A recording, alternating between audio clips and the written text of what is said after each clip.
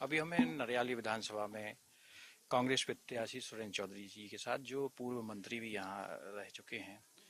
तो ये आपकी जो चौथी लिस्ट गिरी है, सबसे पहले तो बोलेंगे अभी जो इधर की बोलेंगे जो लिस्ट आई है, 4 महिला कैंडिडेट उतारे, 50% का जो आरक्षण दिया गया महिलाओं का कारण क्या है इसका? देखिए, नवरात्रि का पर्व चल रहा है। माता रानी की कृपा हुई है कि नारी शक्ति को बराबर सम्मान मिले। सो सागर जिले में बराबर बराबर की हिस्सेदारी कांग्रेस पार्टी ने करके दी है और 4 हमारी नारी शक्ति के रूप में प्रतिनिधित्व कांग्रेस पार्टी ने ये उम्मीद करते हुए दिया कि वो विधानसभा में यहाँ का प्रतिनिधित्व करे। इस वजह से यहाँ पे महिलाओं को मौका दिया गया है। सागर विधानसभा की बात ले लें, खुरई की बात ले लें और रहली की ले लें, तीनों जगह पर अच्छा खासा प्रभाव है जो बीजेपी से अभी विधायक हैं। तो क्या माना जाए, ये कैंडिडेट हैं, फाइट कर पाएंगे? शक्ति अवतार से बड़ा शक्तिशाली तो कोई होता नहीं। और नवरात्रि चल रही है, नवरात्रि में उससे उससे बड़ी शक्ति कौन हो सकती है? जब देवी तुल्य हमारी नारी शक्ति को हमने मैदान में उतारा तो उससे बड़ा शक्तिशाली कोई नहीं होता। हम उनको मानने वाले हैं और हमें उम्मीद है वो सबसे ज़्यादा शक्तिशाली है। कई वर्षों से बीजेपी का नरयावली में विधायक है, तो आपको क्या सोच के अभी आपका क्या वो है, चुनाव लड़ने का मोटो क्या है, किन चीज़ों पे लड़ोगे आप चुनाव? है। ये बात बहुत अच्छी कही आपने। नरियावली विधानसभा क्षेत्र के खास अच्छे खासे मतदाता भोले भाले हैं। इनको कलाकारी के नाम पे गुमराह किया जाता रहा है। जितने भी घोषणा पत्र आप भारतीय जनता पार्टी के और प्रदीप लारिया जी के देखेंगे, उन सारे घोषणा पत्रों में हर एक तरीके से वादे किए गए। यहाँ की बटालियन थी, यहाँ के लोग बटालियन के रोजगार मिलता था, यहाँ बटालियन के आधार पर बहुत सारे लोग यहाँ के परिवार के पलते थे। यहाँ बटालियन चली गई, ठीक है, उनके कार्यकाल में चली गई। यहाँ से आप देखेंगे वो चली गई, फॉरेंसिक लैब वो भी गई, आपकी पुलिस ट्रेनिंग कॉलेज भी गई।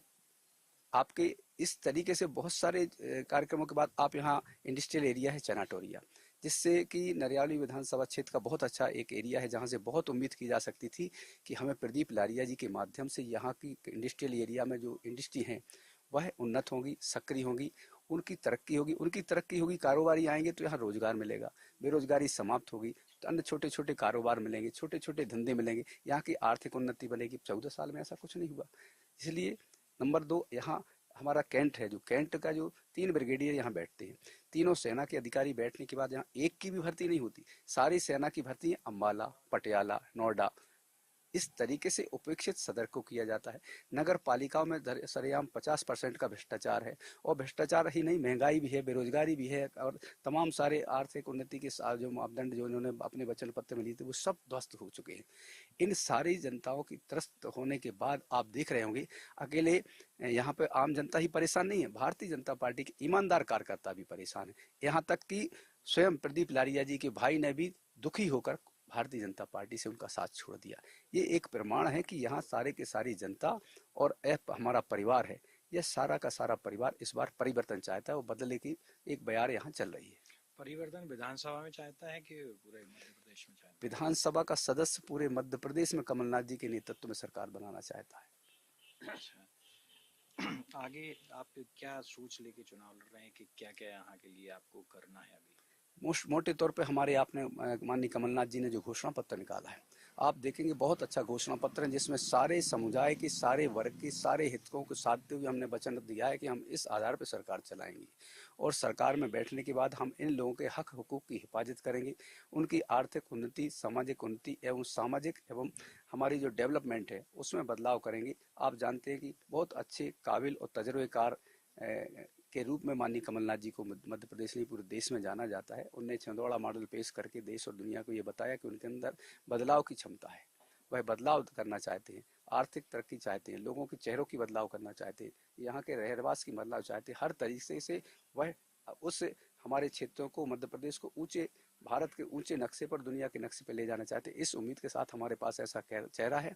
यही कारण है कि भारतीय जनता पार्टी के पास 18-20 साल का मुख्यमंत्री का चेहरा पीछे कर दिया गया। मुख्यमंत्री का चेहरा बताया नहीं जा रहा। क्यों नहीं बताया जा रहा? इसलिए कि उन्होंने इतने गलत काम किए हैं कि अब मुंह दिखाने लायक नहीं रहेगा। इसलिए शिवराज सिंह का मुंह निकाल के कभी अमित शाह जी का डाल रहे हैं, कभी कैलाश विजयवर्गीय जी का डाल रहे हैं, कभी नरेंद्र सिंह तोमर का डाल रहे हैं। ये अपने आप में प्रमाण है कि भारतीय जनता पार्टी ये मान चुकी कि वह हार चुकी है और उनके कार्यकर्ता ने भी ये हार मान ली है। इस वजह से ये हालात इस प्रदेश के अंदर पैदा हो गए। दो विधानसभाएं ऐसी हैं जो मॉडल की बात की आपने, छिंदवाड़ा के दो यहाँ भी मॉडल पेश किए जा रहे हैं, खुरई और रहली के लिए। तो नरियावली में क्यों काम नहीं हो पाया?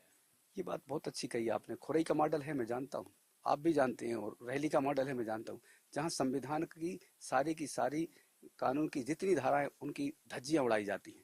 आम आदमी अगर अपनी स्वतंत्रता से कोई बात कर दे खिलाफ में, कोई किसी की आलोचना कर दे तो उसका घर गिरा दिया जाएगा, प्रेस वाला बोल दे तो उसकी प्रेस बंद कर दी जाएगी, आम कवि अगर कविता पढ़ दे तो उसकी कविता खत्म कर दी जाएगी।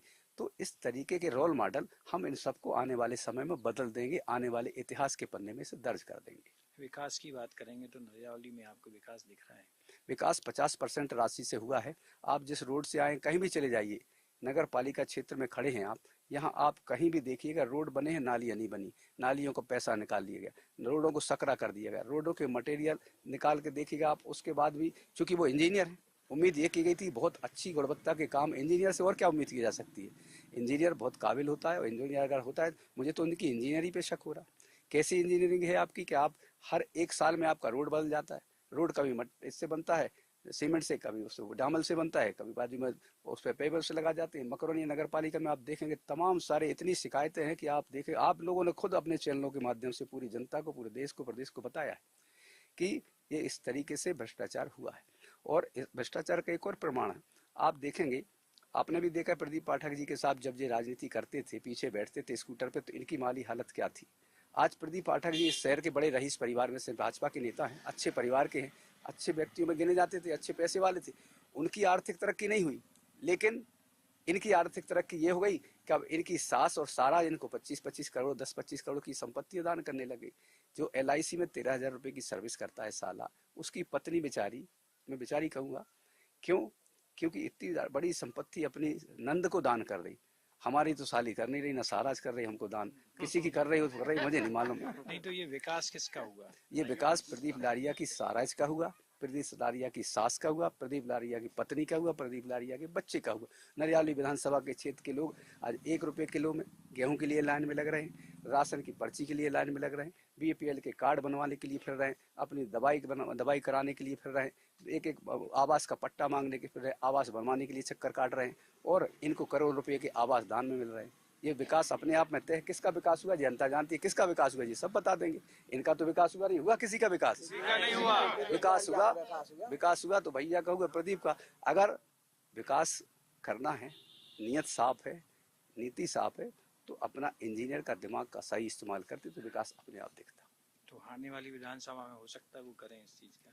निश्चित तौर पे मैं तो चाहूंगा। क्या आपने बोला है तो करेंगे? मैंने तो क्या, हमने तो 2 बार पहले उनको मौका दिया, हमारी जनता ने हमको अस्वीकार कर दिया। कोई बात नहीं, मुझे कोई दिक्कत नहीं, हमें मालूम है वो किस आधार पर वोट लेना चाहते, मैं आपको बता देना चाहता हूँ। उनके वोट लेने के लिए वो अपनी कलाकारी से, ये वोट के लिए जो उन्होंने 18 साल तक वचन दिए, भारतीय जनता पार्टी ने जो वायदे किए, उन वायदों के वोट नहीं मांगे कि हमने ये कर दिया, हमने ये विकास कर दिया, हमने ये रोड बना दिया, हमने ये।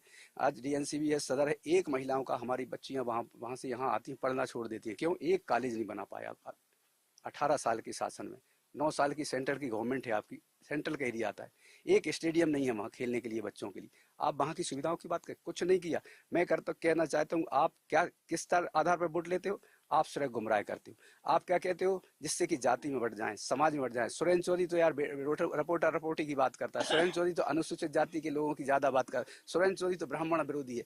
इस तरीके से भेदभाव हमारे समाज के लोगों में फैलाकर मुद्दे की राजनीति, जिम्मेदारियों से बचने के लिए, महंगाई के मुद्दे से बचने के लिए, बेरोजगारी के मुद्दे से बचने, किसानों की फसल बीमा की राशि देने के बचने के लिए, किसानों का हक हकूक देने से, उनसे बचने के लिए सिर्फ ये भेदभाव बताएंगे। काहे तुम यार राजपूत साहब तुमका सुरेंद्र चौधरी हो गए जो उनके पीछे लगे, काहे पंडित जी का सुरेंद्र चौधरी, उनको फर्क डालेंगे, भेदभाव डालेंगे और वोट हासिल करेंगे। इस आधार पर सिर्फ कलाकारी की राजनीति करके उनने 3 बार तो वोट ले ली, लेकिन अब आप देखेंगे यहाँ जनता सब समझ चुकी है, जागरूक हो चुकी है और कह रही है इस बार चूल से निपटा देंगे।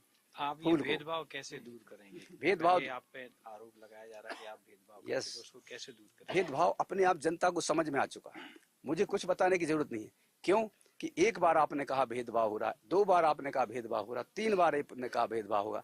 आज जिस तरीके से भेदभाव के दम पर आप हमें बदनाम किए हुए हैं, मुझे 1 बार किसी भी झूठे मामले में आपने मुझे सजा दे दी, मैंने माना सजा, उस बात को भी मान लेता हूँ हो गई होगी। अरे भगवान राजा रामचंद्र जी को भी एक बार 14 वर्ष का वनवास हुआ था, उन्हें 14 वर्ष वनवास काटने के बाद जनता ने राजगद्दी सौंप दी थी। मुझे भी 20 साल हो गए, मुझे उम्मीद है कि जनता मुझे इस 20 साल में माफी देगी और मुझे आने वाले समय में विधानसभा की गद्दी पे बैठाएगी। मैं ये उम्मीद आपसे भी और आपके माध्यम से भी करना चाहूंगा। समय कम है, कैसे पूरी विधानसभा, चूंकि क्षेत्रफल आपने देखा होगा, भौगोलिक जो स्थिति है नरियावली विधानसभा की बड़ी टिपिकल है। इस बार बहुत अच्छे तरीके से माननीय कमलनाथ जी के नेतृत्व में हम लोगों ने अपने संगठनात्मक ढांचे को नीचे तक लेकर तैयार किया हुआ है। हमारे पोलिंग बूथ पे कमेटियां हैं, सेक्टर हैं, मंडलम है, वो सारे लोग अपनी पोजीशन लेके काम कर रहे हैं। हम लोग 6 महीने से इस क्षेत्र में काम कर रहे हैं और इस बार पूरी जनता चुनाव लड़ रही है कांग्रेस के साथ साथ, इसलिए हर एक कार्यकर्ता सुरेंद्र चौधरी बन के यहाँ काम कर रहा है। आप देखेंगे बीते वर्षों में मेरी हालत आप जानते हैं, मैं 20 साल में विपक्ष की राजनीति कर रहा हूँ, बिगड़ साधन के बिगड़ उसके सारे लोग मेरे लिए सहयोग करते हैं, उनके खुद के पैसे से मैं राजनीति करता हूँ। आज भी सारे लोग मुझे चंदा से पैसे दे रहे हैं और लगा रहे हैं और चुनाव लड़ा रहे हैं और यही चुनाव जिताएंगे, मेरा ऐसा विश्वास है। क्या कहना चाहेंगे आप? मैं यही कहना चाहूँगा आपके चैनल के माध्यम के सारे मतदाताओं से, नरियावली विधानसभा क्षेत्र के प्रदीप लारिया जिस तरीके से अपने जो है जिम्मेदारियों से बचकर हमें भेदभाव के नाम पर, रपोटा रपाटी के नाम पर, हरिजन एक्ट के नाम पर, अनुसूचित जाति अत्याचार अधिनियम के नाम पर और सवर्ण और दलित के नाम पर भटकाने की कोशिश करके आपको वोट हासिल करना चाहते हैं, उनसे बचें और निष्पक्ष रूप से ईमानदारी से जिस जो योग्य आपको लगे उम्मीदवार, मैं सेवा करने के लिए तैयार हूँ। मुझे एक मौका देंगे तो निश्चित तौर पे ये कहता हूँ, ये 18 साल की जो जितनी कमियां हैं, मैं अपने तजुर्बे के आधार पर वो कमियां दूर करके नरियावली को मध्य प्रदेश के नंबर 1 के नक्शे पर लाने का प्रयास करूंगा। यही आपसे मैं कहना चाहूंगा। कांग्रेस प्रत्याशी सुरेंद्र चौधरी जी, आपने देखा होगा, इनका कहना है कि अभी तक जो चुनाव में हुआ है वो भेदभाव डाला गया कि मैं भेदभाव की राजनीति करता हूँ। इतना ही, आगे फिर किसी शख्सियत से मुलाकात करेंगे।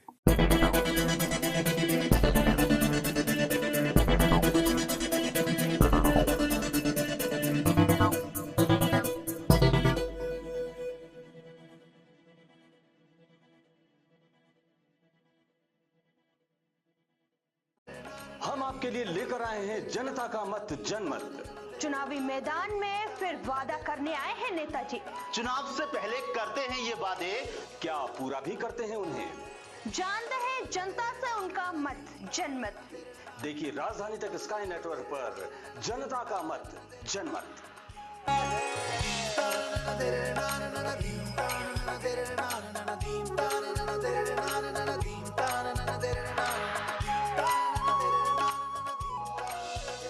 बहुत तानाशाही चल रही है आज हमारे, हम बहुत गरीब आदमी। और विकास की बात करें तो कल मंत्री जी खुद आए थे, 15,000 करोड़ के विकास चल रहा है, मंत्री जी की गाड़ी क्रॉस नहीं हो पाई। नहीं, बदलाव का वक्त है, हमारी ये लगता है कि हम सब बदले, वक्त बदले। मैंने तो ठीक से मतलब आया, न कोई से मतलब आया, हमें ये मतलब है कि हमारे लिए आज तक विकास में कुछ मिलो तो मैं ग्राम पंचायत से के विधायक से के कोई से। शासन कितनी लापरवाही चल रही है इस गाँव में, पूछो ने कि तुम्हारे आने 4 गुना मुआवजा दो, तो 4 गुना मुआवजा का नहीं आओ। 22 गांव है, इसमें कोई कहीं 28 गांव में कहीं भी वोट नहीं होगी। तो 3 मंत्री होते हुए हमारे सागर जिले से चौथा केंद्र का मंत्री, लेकिन हमारे दरबार से डूब वालों के क्षेत्र में इन्हें कोई कदम नहीं उठा। हम आपके लिए लेकर आए हैं जनता का मत जनमत। चुनाव मैदान में फिर से वादे करने आए हैं नेताजी। चुनाव से पहले करते हैं ये वादे, क्या पूरा भी करते हैं उन्हें? जनता से जानेंगे उनकी राय जनमत में। देखिए राजधानी तक स्काई नेटवर्क पर जनता का मत जनमत।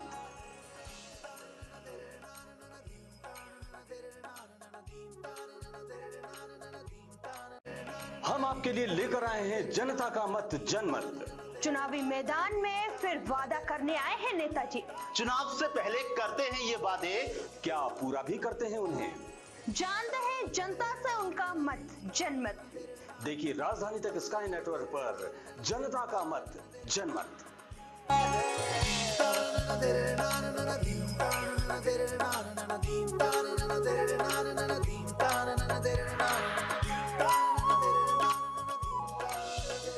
बहुत तानाशाही चल रही है आज हमारे, हम बहुत गरीब आदमी। और विकास की बात करें तो कल मंत्री जी खुद आए थे, 15,000 करोड़ के विकास चल रहा है, मंत्री जी की गाड़ी क्रॉस नहीं हो पाई। नहीं, बदलाव का वक्त है, हमारी ये लगता है कि हम सब बदले, वक्त बदले। मैंने तो ठीक से मतलब आया, न कोई से मतलब आया, हमें ये मतलब है कि हमारे लिए आज तक विकास में कुछ मिलो तो मैं ग्राम पंचायत से के विधायक से कि कोई से। शासन कितनी लापरवाही चल रही है इस गांव में, कुछ पूछो नहीं। कि तुम्हारे लाने 4 गुना माफ दे दो, तो 4 गुना माफ जो का नहीं आओ। 22 गांव है, इसमें कोई कहीं 28 गांव में कहीं भी वोट नहीं होगी। तो 3 मंत्री होते हुए हमारे सागर जिले से चौथा केंद्र का मंत्री, लेकिन हमारे इधर भी ऐसे डूब बारों के क्षेत्र में इन्हें कोई कदम नहीं उठाया। हम आपके लिए लेकर आए हैं जनता का मत जनमत। चुनाव मैदान में फिर से वादे करने आए हैं नेताजी। चुनाव से पहले करते हैं ये वादे, क्या पूरा भी करते हैं उन्हें? जनता से जानेंगे उनकी राय जनमत में। देखिए राजधानी तक स्काई नेटवर्क पर जनता का मत जनमत।